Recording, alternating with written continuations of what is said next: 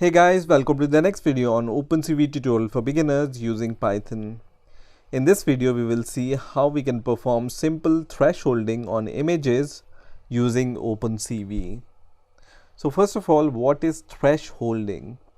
So thresholding is a very popular segmentation technique used for separating an object from its background.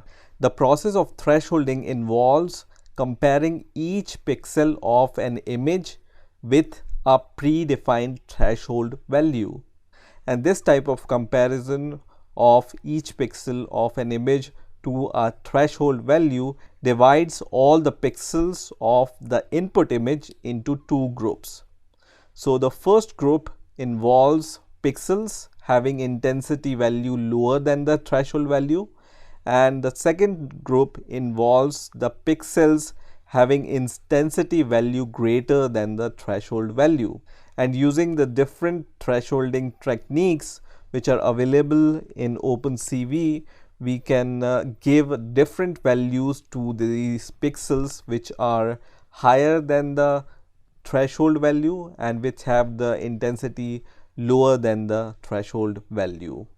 So let's see how we can use simple thresholding techniques on an image. So to start with, I have this simple code which loads an image on a window, and this image is called gradient.png. So let me show you how this image looks like. So this image looks like this. So as you can see in this image, we have on the left hand side the black values, and when we gradually move from left to right, we move towards the white value.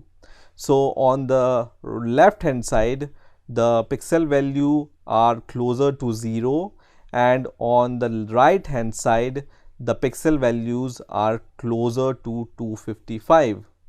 So now we are going to just involve some thresholding techniques, and we will see how this image is affected by the thresholding techniques. So first of all, what we are going to do is we are going to define two variables. One is underscore, because the result of the thresholding gives two results.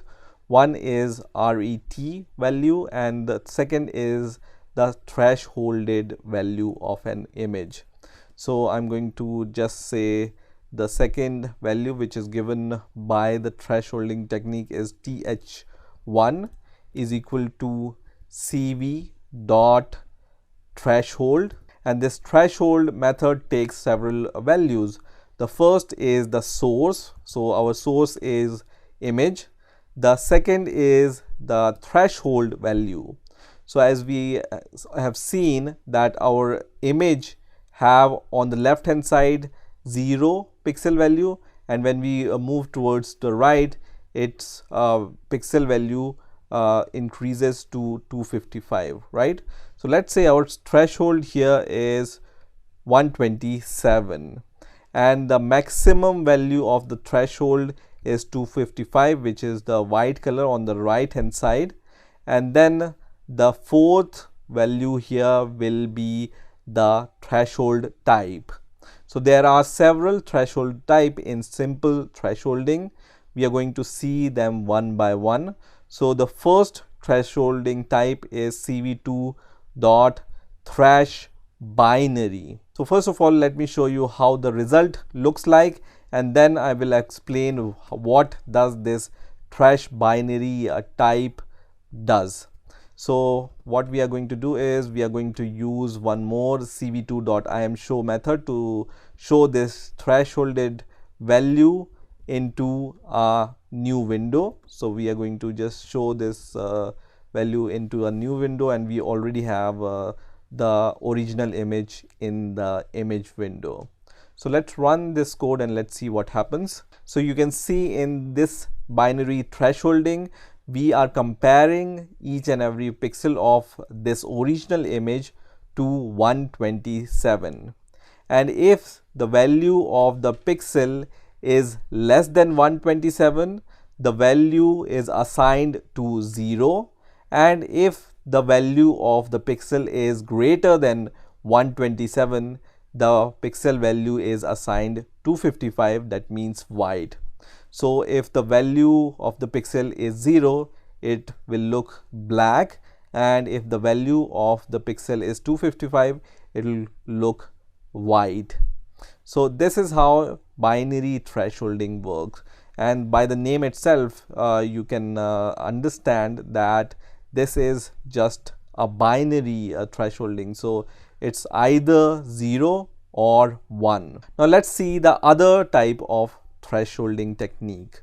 So now I will just change the name of this variable as th2, and the next type of thresholding is called thresholding binary inverse.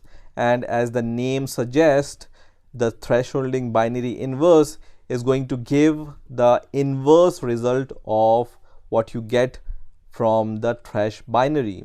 So I'm going to once again use the IAMShow method to show the result of this thresholding binary inverse value, and let's run the code and let's see what happens.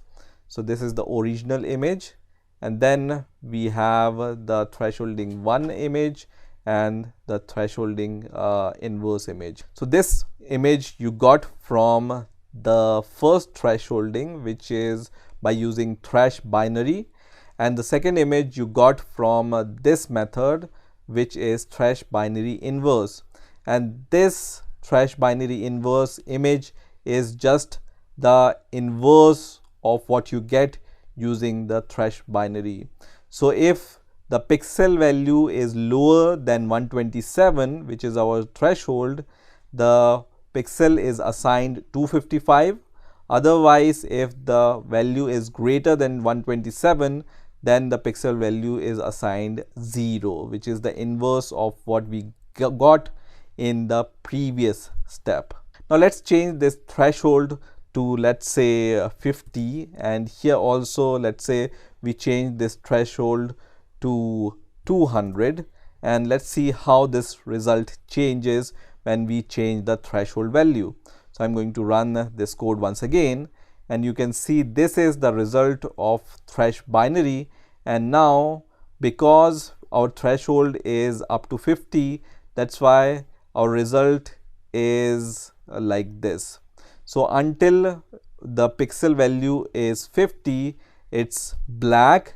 Otherwise, if the pixel value is greater than 50, it's going to give you the white pixel value, and the thresh binary inverse is going to give you the inverse value of what you get in the thresh binary step. So I'm going to once again just close these windows, and let's see the next thresholding type.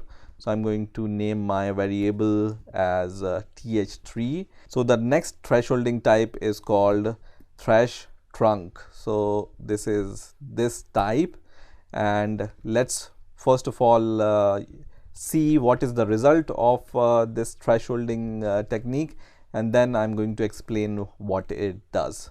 So we are going to just show this thresholded image into a new window and run the code, and now we have the result.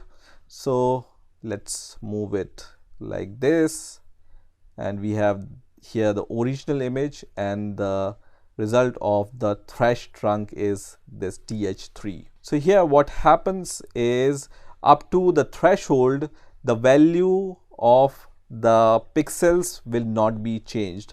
So up to 200, because our threshold is up to 200, so when the pixel value is up to 200, the pixel value will not change, and after the threshold, which is 200, the pixel value will remain the same, which is 200. So from here to here, the pixel value will remain 200. Let's change this threshold to some other value, let's say 127, and then let's run this code, and you will see that now from black to 127 pixel value, the value of this image will not change. So original image up to half is the same, and after the pixel value 127, the value remains 127. Okay, so the pixel intensity value will remain 127 until the end. So if the value is greater than 127, the value will remain 127, and if the pixel value is lesser than 127, then the pixel value will remain unchanged. So this is how the trash trunk works. And let's see the other method, which is, let's say, th4, and this is the method which is called trash20. so we are going to just use trash20, and then we are going to open this th4 into a new window, and let's run this code and let's see what happens. So now we have this result. Let's move this to the left, and the result of the trash20 is this one. So in trash20 thresholding, whenever your pixel value is lesser than threshold, the value assigned to pixel will be 0. Okay, so when the pixel value is lesser than the threshold, the pixel value is assigned to 0. That's why you can see half of the image is black.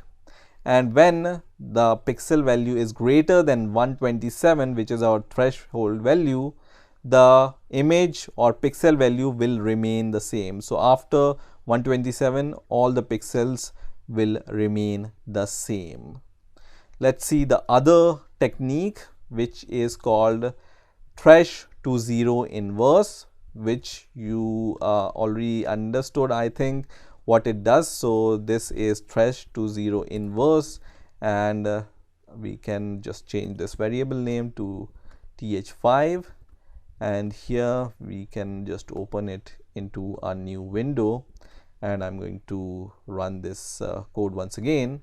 Let me move this here and the result here. So you can see this trash20 inverse is just the opposite of the trash20. So if the value of the pixel is greater than the threshold value, which is 127, the value will be assigned to 0.